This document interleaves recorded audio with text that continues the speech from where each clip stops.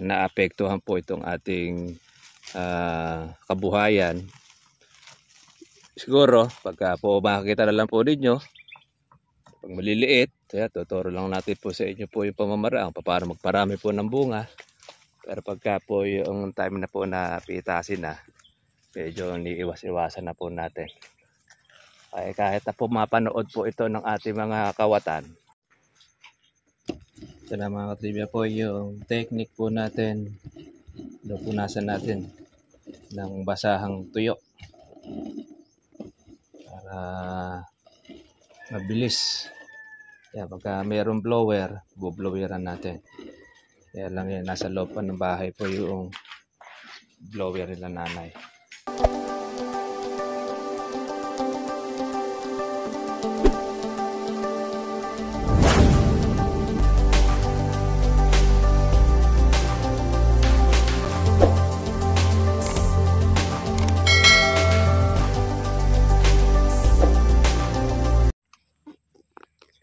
Kumusta na po kayo mga katribya at welcome po sa aking YouTube channel.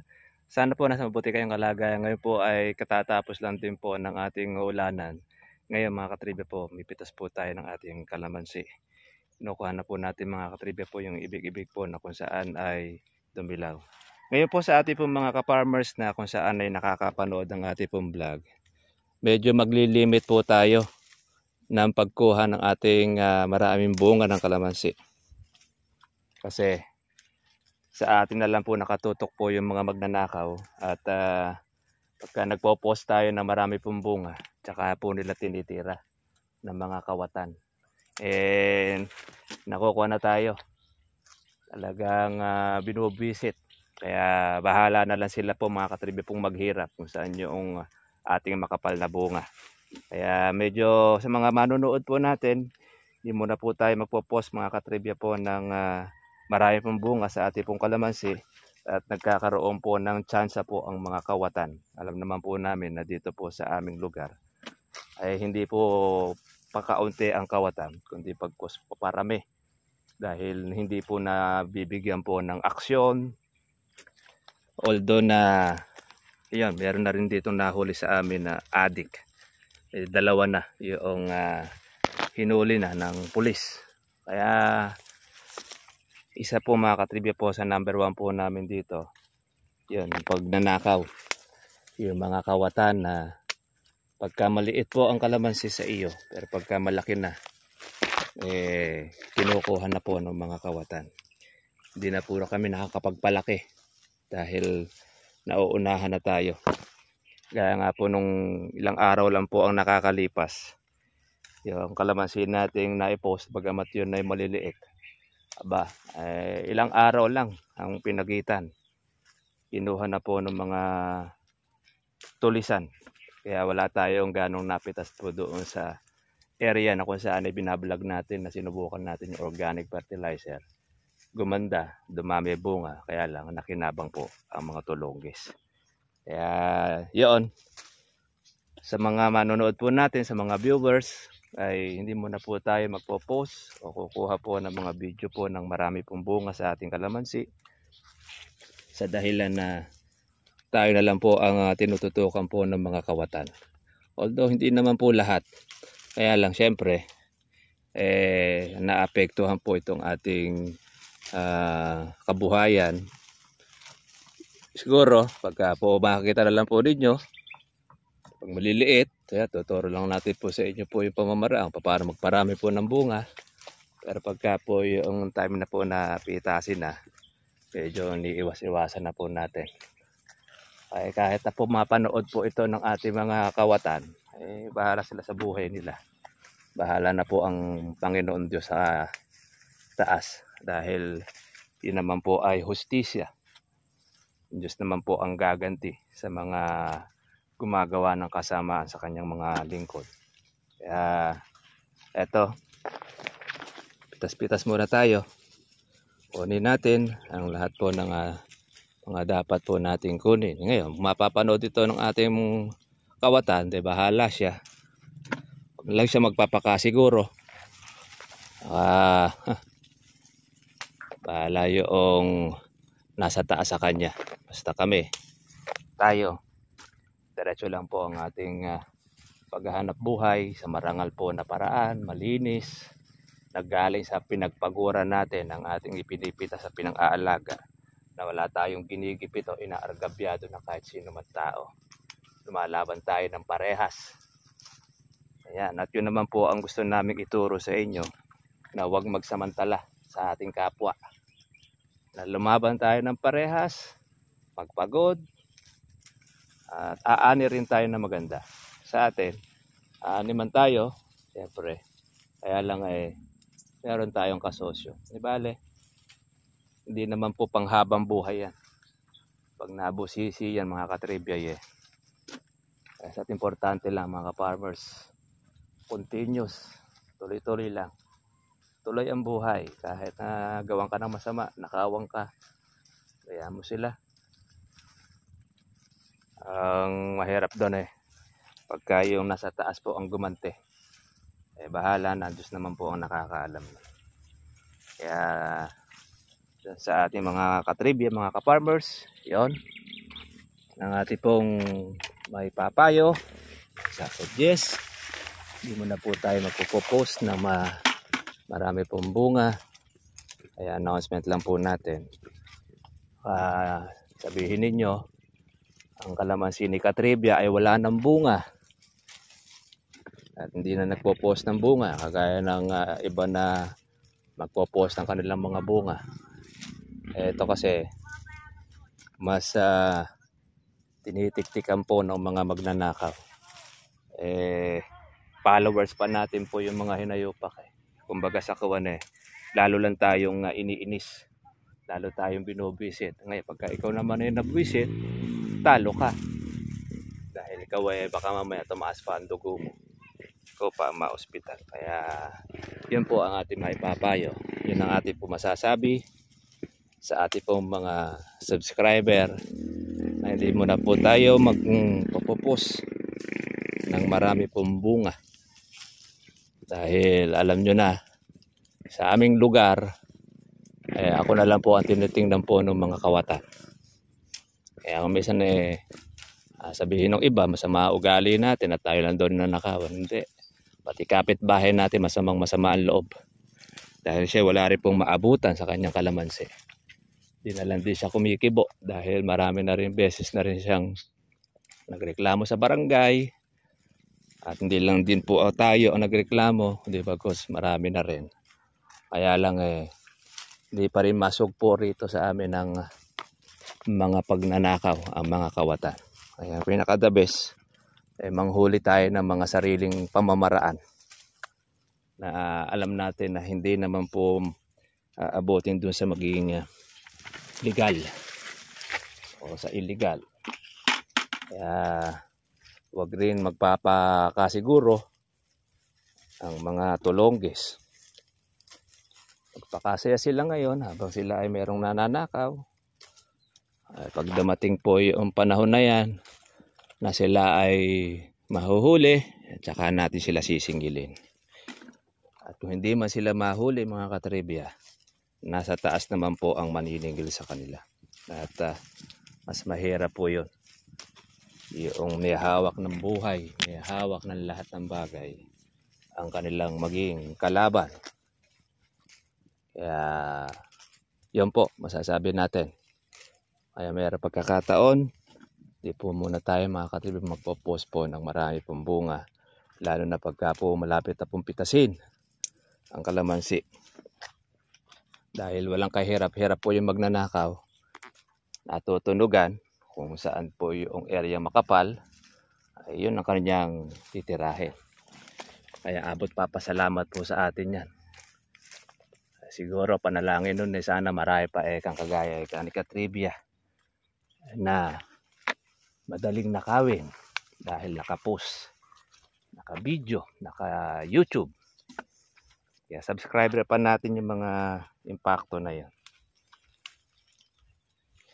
Yan, ito po na yung ating napitas. Pagamat po mga katribya po maulang hangin ng umaga, ay kumuha na tayo. Kasi no unti-unti rin po ng ating kawatan. Kaya doon po sa kawatan, huwag kayo magpakasiguro. Pag nahuli kayo, pasensyahan. Talagang ganyan. Pag hindi kayo nahuhuli, piyesta. Dahil wala kayong puhunan, wala kayong ginastos. Kumbaga, kapal na lang ng pagmumuka ang inyong puhunan. Yan, saka yung kawalangyaan, yun ang inyong puhunan. Yung mga naghihirap at mga nagpapagod, lumalaban ng parehas na hindi nawawalan ng pawis sa likod. Isipin ninyo para lang po mga ka-farmers na tumaas gumanda ang presyo ng ating pong pitasin ng kalamansi.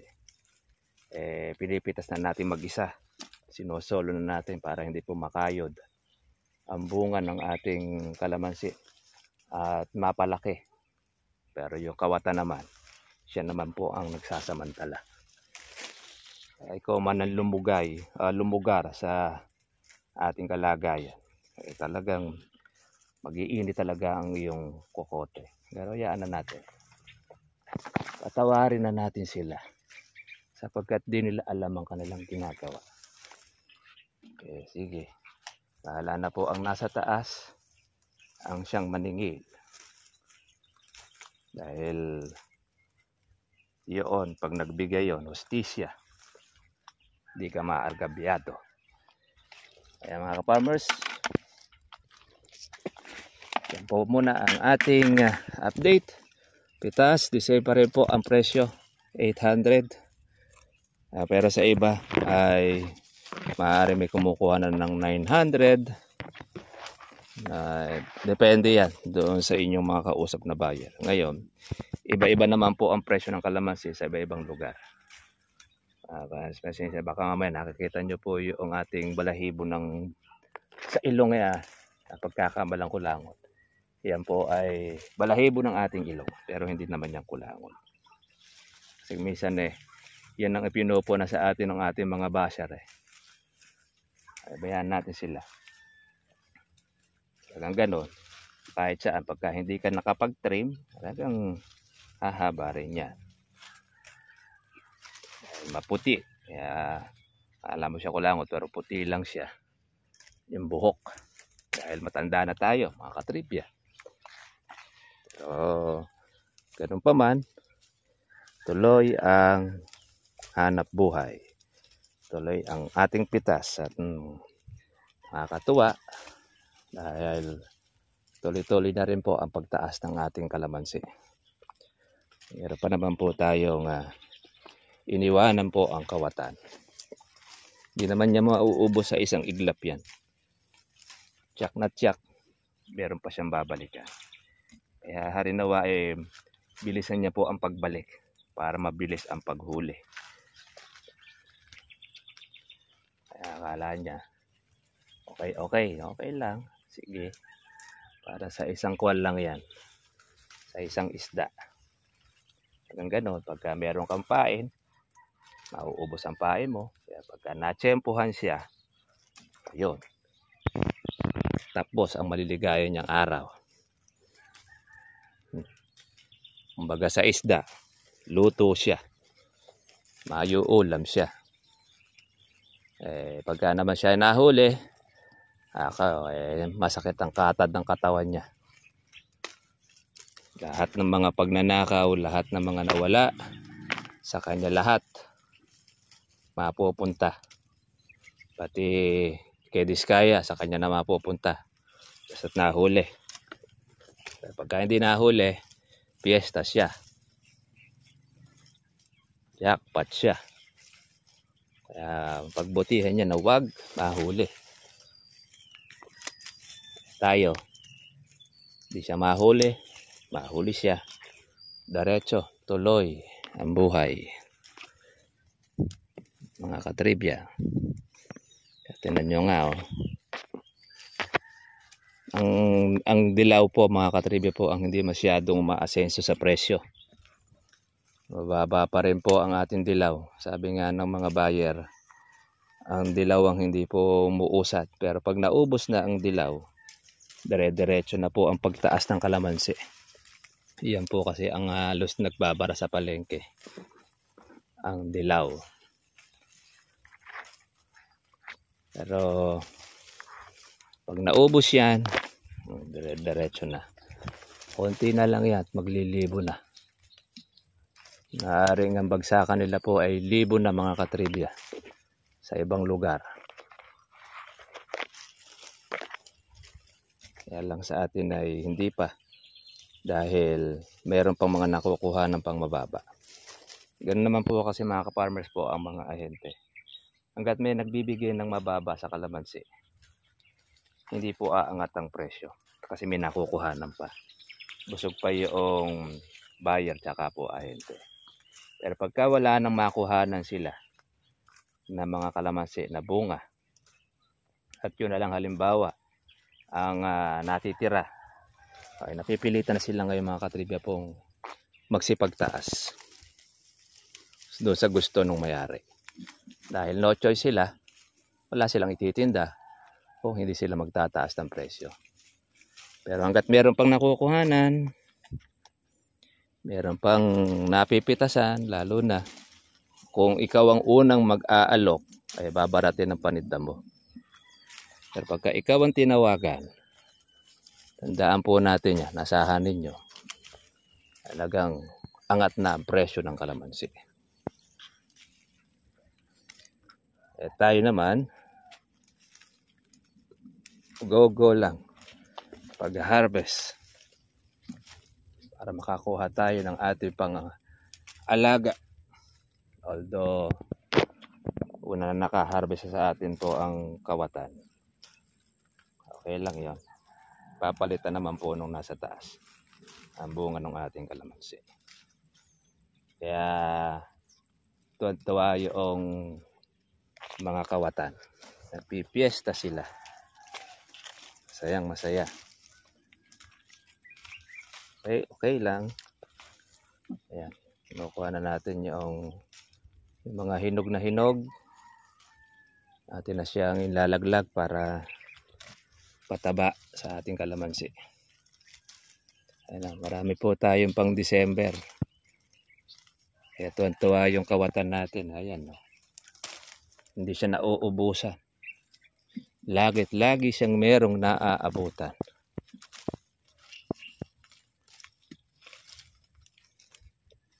Kaya tuloy-tuloy lang mga katribya. Timba po ang ginamit po natin kasi para maiwasan po natin ang luto. Tanggal po tayo ng sangang tuyo. Ayan.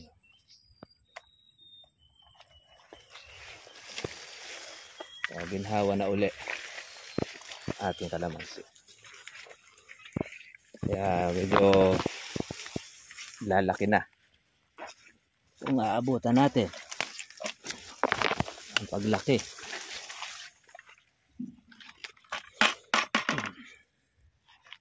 Yan yung ating una pong pitas. Sinako muna natin pero tiniyak muna natin na hindi siya maluluto dahil malinis naman yan. Kailangan muna natin mailagay sa alayhayan para po matiktik.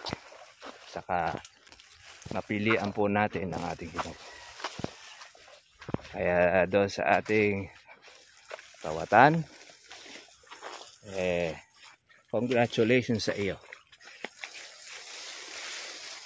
Hari nawa ay nakatustos ka yan.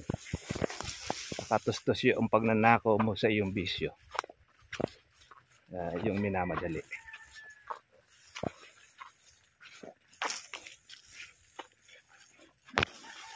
Sabi nga iba ay nagpo-post tayo doon ng mga bunga. Ayan naman, kakaroon ng idea ang kawatan. Sa isang banda tama rin naman. Kaya lang, ibang mga viewers naman natin, gusto niya yung marami naman ng bunga. Kaya lang, tayo naman ang nawawala. Sige, kuha na po tayo. Sali muna tayo mga katribya. Hindi na po tayo ng long sleeve at makulimlim naman. Ito na mga katribya po yung technique po natin. Punasan natin ng basahang tuyo para mabilis. Kaya pagka mayroong blower, bubloweran natin. Kaya lang yan, nasa loob pa ng bahay po yung blower nila nanay. Dahil napapapitas din sila ngayon ng kalamansi. At ilililigtas din po sa mga magnanakaw. Dahil yung area din nila na yun ay nawawala din. Kaya ganyan po ang problema sa amin. Maraming bunga, marami kang kasosyo, marami kang kasama.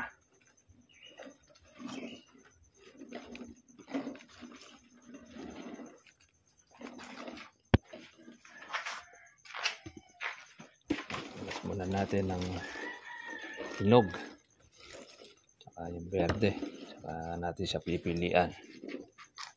Basahan na tayo. Dahil dire-diretso ulang hangin ng maga. Ngayon lang po medyo humintuan ng konti yung ulan po natin. Mga katribya. Sa ganitong paraan, may iwasan po yung pagkasira o pagkaluto ng kalamansi. Tapos kung kukunin natin dito yung mga piklat, ayan, yung mga luha, yung mga katas, yan. Yan ang kukunin natin.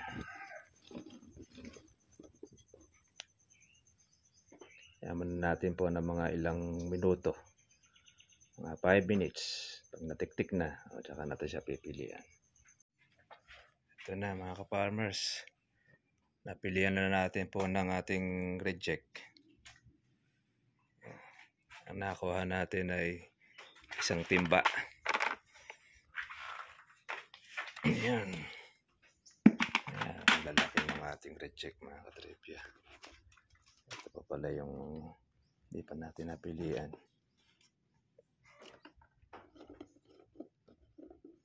Bagay masahatak na rin po sa presyo yan.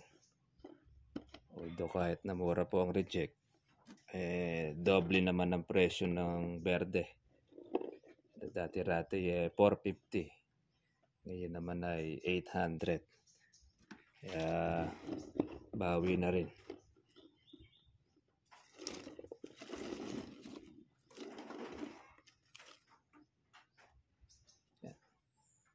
Meron na tayong katribya isang red bag na napitas. Kulangin man tayo konti na lang. Yan ang ating hinog.